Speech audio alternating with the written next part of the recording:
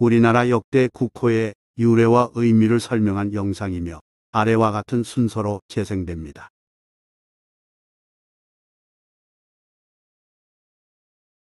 단숨에 파악하는 우리나라 역대 국호 이야기. 단군과 고조선. 우리나라 최초 군주 단군과 나라 이름 고조선은 무슨 뜻일까요? 단군은 땅을 다스리는 임금이란 뜻으로 당시 최고 권력자였던 제사장을 말합니다. 단군이 도읍한 아사달은 날이 새는 곳, 곧 아침의 땅을 뜻합니다. 우리나라가 동해를 옆에 끼고 일찍 해를 맞이한 데서 비롯된 지명이며 나라 이름 조선 역시 아사달을 한자로 표기한 것입니다. 단군이 세운 나라 이름은 조선인데 왜 고조선이라고 말할까요? 이는 삼국유사를 쓴 이련에 의해 시작된 명칭입니다. 고려 충렬왕 때 스님 이련은 단군 신화를 기록하면서 한참 뒤에 세워진 위만조선과 구분하기 위해 고조선이란 명칭을 처음 사용했으며 훗날 이성계가 조선을 건국하면서 단군이 세운 나라 이름은 고조선이라는 용어로 굳어졌습니다. 마한 진안 변한 유래. 마한 진안 변화는 고조선이 멸망하기 직전 한반도에 세워진 나라들입니다. 공교롭게도 나라 이름에 모두 한이라는 글자가 있지요. 왜 그럴까요? 여기서의 한은 한족을 뜻하는 말로 한반도 중부 아래의 터를 잡고 산 민족입니다. 이들 중 일부가 일찍이 북쪽으로 올라가서 고조선을 세웠고 남아있던 이들은 제각기 작은 부족 국가를 이루며 살다가 고조선이 망할 무렵 힘을 키워 마한 진안 변환이란 나라를 세웠습니다. 그러나 나라라고는 하지만 강력한 단일 국가가 아닌 작은 나라가 연합한 느슨한 연맹국가였습니다. 한반도 남서부에 근거한 마한은 남쪽에 순수 우리말인 말을 붙인 나라 이름이고 한반도 동남부에 위치한 진안은 중국 진나라에서 건너온 유민들이 주축이 된 나라 이름이며 낙동강 주변에 있던 변화는 주민들이 변모라고 불린 고깔모자를 즐겨 쓴 데서 비롯된 나라 이름입니다. 세 나라 중 마한이 가장 발달된 문명을 누렸으나 비슷한 문화도 많았기에 역사상으로는 흔히 사만이라고 말합니다. 예컨대 사만은 모두 정치와 제사가 분리되어 종교 지도자는 신앙과 관련된 일만 맡았고 정치 지도자는 행정적 일과 군사적 힘을 차지했습니다.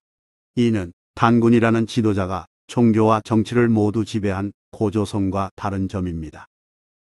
사만은 서기 4세기를 전후하여 서서히 백제와 신라에 통합되었지만 그 이름은 훗날 화려하게 되살아났으니 1897년 8월 국호로 정한 대한제국, 1919년 4월 중국 상해에 세운 대한민국 임시정부, 그리고 지금의 대한민국은 모두 한에서 비롯된 국호입니다. 수로왕이 세운 가야. 가야는 기원전 후부터 서기 562년까지 낙동강 유역에 있던 여러 국가를 가리키는 말입니다. 문헌에 따라 가락, 아량구, 야가락 등 여러 명칭이 전해오고 있지만 모두 가야에서 나온 말로 가야는 고대 인도어인 드라비다어로 물고기라는 뜻입니다. 그 말을 한자로 표기하는 과정에서 가야, 가락국 등 다양한 명칭이 나왔습니다. 그렇다면 하필이면 왜 물고기를 나라 이름으로 정했을까요? 그에 대해서는 학설이 아직 정리되지 않았습니다만 짐작컨대 강과 바다를 삶의 터전으로 삼고 있는 현실을 반영한 것으로 판단됩니다. 바꿔 말해 물고기를 매우 고맙게 여긴 정서가 물고기 신앙으로 이어진 것입니다. 수로왕릉에 물고기 2마리가 있는 문양을 상호문이라 하는데 이는 가야의 상징문이었습니다. 주몽이 세운 나라, 고구려는 무슨 뜻일까? 잘 알려졌다시피 고구려는 주몽이 세운 나라 이름입니다. 흔히 주몽의 성이 고시여서 고려라고 말하지만 주몽의 성은 고시가 아니라 해시입니다. 또한 고려나 조선의 태조는 모두 나라를 세운 시조를 뜻하는 데 비해 고구려의 태조왕은 건국시조가 아니라 6대 국왕을 가리킵니다. 도대체 어찌된 일일까요? 주몽이 장명한 고려의 뜻에 대해서는 몇 가지 학설이 있습니다. 옛날 말로 고는 해, 구루는 성, 구run이는 나라를 의미했던 바, 고려는 해가 솟는 나라라는 학설이 있는가 하면 세상의 가운데라는 뜻의 가을이란 우리말이 이두자로 표기되면서 고려가 됐다는 학설도 있습니다. 지금도 만주 지역에서는 고구려를 가을이라 부르는 사람이 있다고 합니다. 여러 정황을 살펴볼 때 고려는 해가 솟는 신성한 나라를 뜻하는 말로 여겨집니다. 주몽은 나라를 세울 때 자기의 성을 고시로 정했는데 이는 해와 같은 존재임을 과시하기 위함이었습니다. 같은 맥락에서 주몽을 가리키는 시호 동명성왕은 동쪽의 밝고 신성한 왕을 뜻하고 2대 유리명왕, 3대 대무신왕 등은 밝거나 신성하다는 성왕명왕신왕으로 불립니다.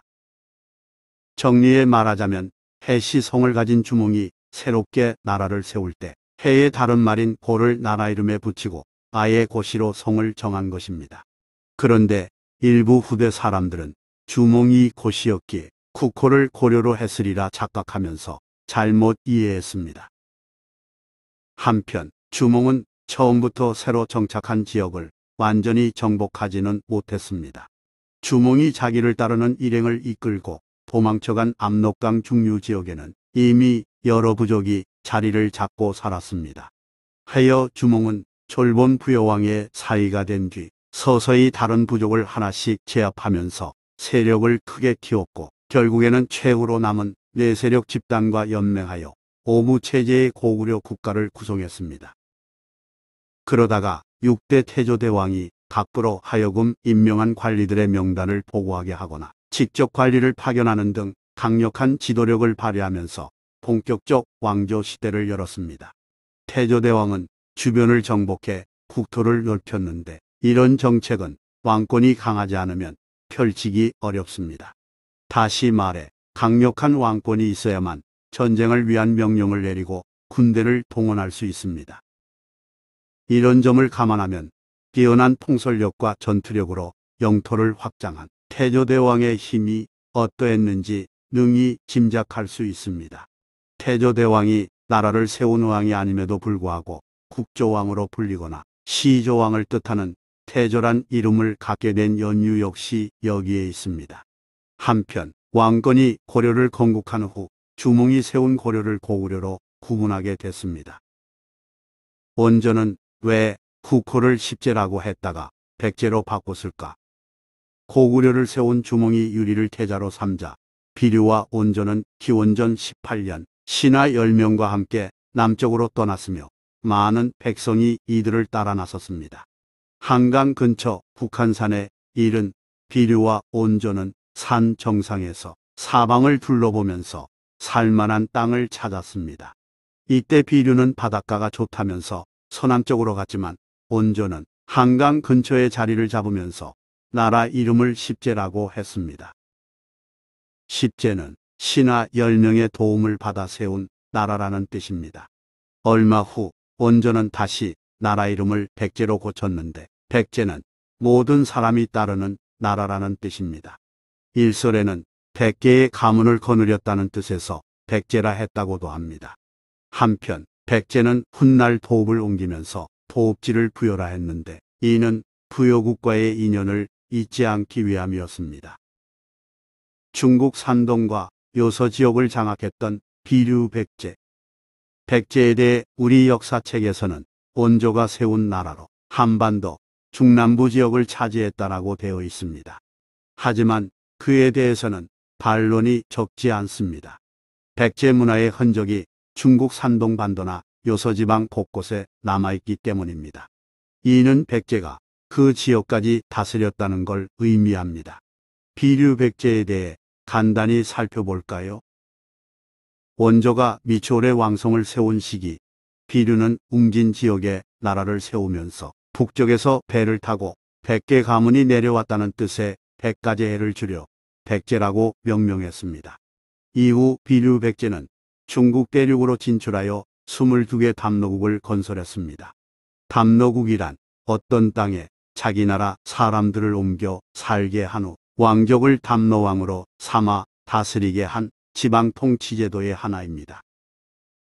그러므로 비류 백제는 서기 4세기 중엽 한반도와 중국 대륙 서부 일대를 장악한 강력한 해상국가였던 것입니다. 2003년 12월 충남 공주에서 발굴된 금동관모, 금동신발, 중국제 도자기 등은 그 지역이 원조 백제가 도읍지를 옮기기 전에 왕조 유물이라는 점에서 비류 백제의 존재를 증명하는 사례로 꼽을 수 있습니다. 비류 백제는 4세기 말엽 고구려 광개토대왕의 공격을 받아 멸망하기에 이르렀고 왕족 일부가 한반도를 탈출하여 일본으로 건너가 고대 국가를 세웠습니다. 따지고 보면 현재의 일본 황족은 백제의 후손인 셈입니다. 그러나 일제강점기 일본 역사학자들은 일본 황실의 근원을 왜곡하기 위해 의도적으로 백제를 한반도 일부에서 흥했다가 멸망한 작은 국가로 낮게 평가했고 광복 이후에도 친일 역사학자들에 의해 그런 내용이 수정되지 않고 그대로 교육되고 있습니다. 참으로 안타까운 일입니다. 서라벌과 신라의 뜻은 뭘까?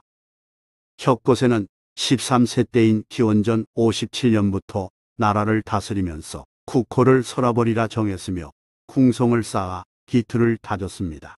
서라벌, 서벌, 사로 모두 새로운 나라, 동방의 나라라는 뜻입니다. 서기 503년 지중왕은 신라로 나라 이름을 바꿨는데 신라는 새롭게 다시 태어남을 의미합니다. 요컨대 태양이 아침에 떠오르는 모습을 표현한 말로 동쪽의 밝은 빛을 숭상하고 있음을 드러내고 있습니다. 대조영은 왜 국호를 발해라고 했나? 고구려가 멸망당한 후 장수였던 대조영은 자기를 따르는 고구려 유민을 이끌고 만주로 향하기 시작했고 무려 2년간에 걸쳐 당나라 군대와 싸워가면서 만주 동모산까지 탈출한 끝에 나라를 세웠으며 국호를 진국이라 했습니다. 이때 고구려 옛 영토에 남아있던 고구려인들이 별로 없었으므로 지배층은 고구려인, 피지배층은 말갈인이라는 묘한 나라가 되었습니다. 상황이 이렇게 되자 당나라가 머리 아파했습니다. 당나라 입장에서 보면 포로가 도망쳐서 나라를 세운 꼴이니 그대로 둘 수도 없고 멀리 만주까지 가서 공격하기도 어려웠기 때문입니다. 당나라는 고심 끝에 713년 진국의 실체를 인정하되 나라의 격을 깎아내리는 의미로 발해군이라고 불렀고 대조영에게 발해군공이라는 관작을 주었습니다. 대조영은 고구려 옛 영토 대부분을 실질적으로 다스렸으므로 명칭을 크게 신경 쓰지 않았고 일부러 당나라를 공격할 마음도 없었습니다. 하여 타협책으로 분란을 피하고자 713년에 나라 이름을 발해로 바꾸었습니다. 그렇지만 발해 3대 문왕이 일본에 보낸 국서에서 자신을 고구려 국왕이라고 부를 정도로 발해 왕조는 고구려 계승자임을 분명히 밝혔고 자부심이 대단했습니다. 왕건은 왜 고려라는 국호를 택했을까? 서기 918년 왕건의 부하인 박수경, 홍유, 배영경, 신승경 같은 명장들이 나서서 궁예를 몰아내고 왕건을 왕으로 추대하였습니다. 왕건은 몇 차례 거절하다가 마지못한 듯 왕위를 수락했으니 이때 나이 42세였습니다. 당시 지배지는 옛 고구려 영토에 위치하고 있을 뿐 고구려와 특별한 관계가 없었지만 왕건은 백성의 지지를 받기 위해 다음과 같이 외쳤습니다. 이 나라는 고려의 웅대한 정신을 이어받았노라. 여기서의 고려는 글자대로 풀이하면 산 높고 물 맑은 나라라는 뜻이지만 700년간 만주를 지배했던 주몽의 고려를 계승한다는 의미로 국호로 삼았습니다. 이후 왕건은 나라를 안정시키고자 불교를 숭상하고 지방의 귀족 세력을 포섭하면서 이후 500년 왕조의 안정적 토대를 다졌습니다. 이성계는 왜 조선이라는 국호를 택했을까? 이성계는 1388년 위화도에서 회군한 후 우왕을 폐위시키고 창양과 홍량왕을 연달아 왕위에 올려 곡두각시처럼 조종하다가 그마저 폐위시키고 1392년 새로운 나라를 건국했습니다. 즉위할 때 이성계는 국호를 그대로 두었지만 이내 마음을 바꿨습니다. 이때 이성계는 원나라를 멸망시키고 중국 대륙을 장악한 명나라와 잘 지내고자 사신을 보내 국호 변경에 대한 양해를 구했습니다. 새 국호 조선은 이성계의 핵심 참모 정도전이 지었으며 1393년 3월부터 사용했습니다. 조선이라는 이름은 단군이 세운 조선에서 착안했으나 명나라에는 오랜 옛날 주나라 무왕이 기자를 조선왕으로 책봉한 사례를 들먹이며 비위를 맞추었습니다. 이로써 이성계가 세운 조선은 우리나라에서 역사적으로 가장 오래된 조선의 정통성을 잇는 나라가 됐습니다. 이성계는 이에 만족하지 않고 수도를 한양으로 옮기는가 하면 고려 왕조가 앞장서 숭배했던 불교를 탄압하면서 신흥학문인 유교를 받들어 고려와 분명히 다른 나라임을 강조했습니다. 한편 조선은 중국의 진나라가 천하를 통일한 후 영토가 동으로는 발해와 조선에 이르렀다라는 사기 기록에서부터 한반도 일부의 굳세게 자리 잡은 나라를 의미했습니다. 이때의 아침조는 무성한 풀숲이 펼쳐진 대지 위에 해와 달이 동시에 보이는 이른 새벽의 상황을 묘사한 글자이며 깨끗할 선은 물고기와 양고기의 싱싱함에서 추출한 신선하다가 본 뜻입니다. 그러므로 조선을 문자 그대로 풀이하면 해 뜨는 이른 아침에 신선한 나라입니다. 또한 최남선의 풀이에 따르면 조선은 동쪽에서 날이 셀 때 햇볕이 맨 먼저 쏘이는 땅이라는 뜻입니다. 본래 우리 옛말 척과 세달을 합하여 생긴 이름이었는데 뒤에 한문이 들어오면서 소리도 같고 뜻도 비슷한 아침조, 밝을 선 두 자를 빌어다가 이음을 기록하게 됐다고 합니다. 어떤 경우에도 조선은 아침 해와 관련 있음을 알 수 있습니다.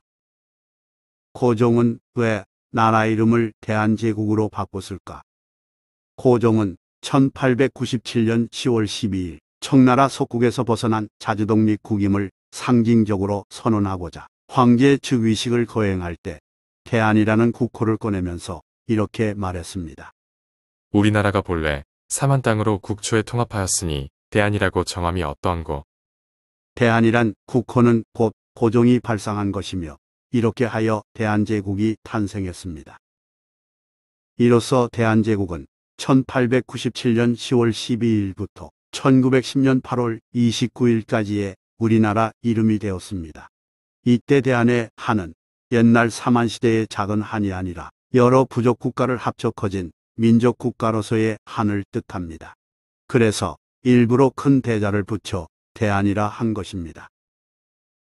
일제강점기 독립운동가들이 조선이 아닌 대한이란 이름을 쓴 것도 기운찬 한민족의 기상을 드러내기 위함이었으며 오늘날 우리나라를 지칭하는 대한민국 역시 같은 의미를 담고 있습니다. 그런데 고종은 왜 400년 넘게 써온 국호 조선을 버렸을까요? 안타깝게도 거기에는 국력이 쇠약해져 이웃 나라들의 눈치를 봐야 하는 서글픈 운명이 숨어 있습니다.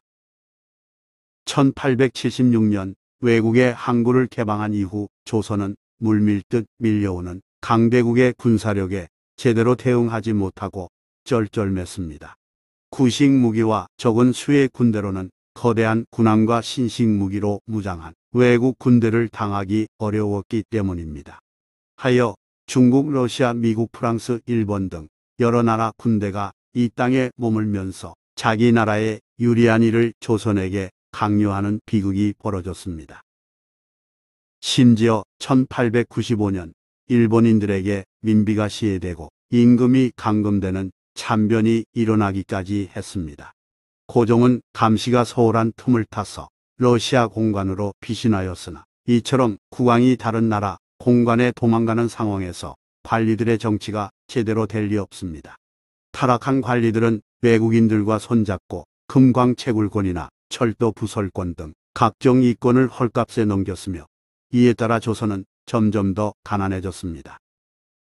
얼마 후 궁궐로 돌아온 고종은 고심 끝에 중립적인 정책을 결심했습니다. 어느 한 나라에 혜택을 주면 다른 나라가 비슷한 혜택을 달라고 하므로 누구 편도 들지 않는 중립주의를 내세운 것입니다. 그러기 위해서는 중국의 협조적이었던 전통적 태도를 버리고 중국과 대등한 관계로 나서야 했습니다. 고종이 황제 즉위식을 거행한 이유가 바로 여기에 있으니 황제보다 낮은 왕에서 황제로 올라섰음을 널리 알린 것입니다. 그렇지만 현실은 냉정해서 황제 즉위식을 치렀음에도 불구하고 사정은 달라지지 않았습니다. 조선 왕실을 우습게 보기는 외국만이 아니라 신하들도 마찬가지였고, 고종이 황제 즉위식 후 경운궁으로 돌아가 나라 이름을 정할 때 참석한 대신은 심순택, 조병세, 민영규, 김영수 등 4명이 고작이었습니다. 조선은 그렇게 대한제국으로 바뀌었고 오래지 않아 왕조가 끊겼습니다. 그러므로 조선 왕조의 멸망 원인은 국왕의 정치력이나 외국보다 약한 국력에 있으나 그 못지않게 타락한 매국노 관리에게도 있습니다. 외국 침략에 분노하여 일어선 의병만큼 고위 관리들이 맞서 싸웠다면 조선은 대한제국으로 이름을 바꾸지 않고도 더 번성했을 테니까요. 대한민국 임시정부는 왜 중국 상해에 세워졌을까? 만세, 만세. 1919년 3월 1일 전국적으로 일어난 만세운동은 대부분 조선인이 참가한 항일 운동이었습니다. 범위가 넓고 참여자가 많았기에 일제는 크게 당황했습니다만 만세운동은 독립쟁취로 이어지지 못했습니다. 여러 원인이 있으나 무엇보다 조직적으로 움직이게 하는 지도부가 없었던 게 가장 아쉬웠습니다. 민족 대표 33인이 있었지만 그들은 선언을 대표한 것이지 항일 운동을 지휘하지는 않았습니다. 조선이 망했어도 우리에겐 정부가 필요해. 맞아. 그래야 우리 의견을 대표할 수 있고 조직적으로 독립운동을 할 수 있으니까. 이런 여론에 힘입어 3.1운동 후 국내외에서 각기 다른 이름을 가진 임시정부가 무려 7개나 세워졌습니다. 그리고 하나로 통일돼야 한다는 의견에 따라 상해 임시정부가 통합정부로 여겨졌습니다. 임시정부 위치를 상해로 택한 것은 만주 지역으로 이주한 한인들에 비해 상해 지역 한인들의 신분과 교육 수준이 높았기 때문입니다. 즉, 이 지역의 한인들은 정부 필요성을 절감하고 적극 실천에 옮긴 것입니다. 또한 상해는 한반도와 가깝지도 멀지도 않은 거리여서 일제의 탄압을 어느 정도 피하면서 독립운동을 이끌기에 적당했습니다. 그런데 왜 임시정부라고 했을까요? 일반적으로 정부라 하면 통치권이 미치는 영토와 백성이 있어야 하고 연속적으로 정권을 물려받아야 합니다. 하지만 대한민국 임시정부는 시간적으로나 신분에 있어 정부가 일시적으로 끊겼으며 통치권을 행사할 대상이 없었기에 부득이 임시정부라는 간판을 내건 것입니다. 이 영상은 도서출판 영규에서 출간된 단행본 지도 없이 떠나는 101일간의 한국사 일주를 바탕으로 제작됐습니다. 고맙습니다.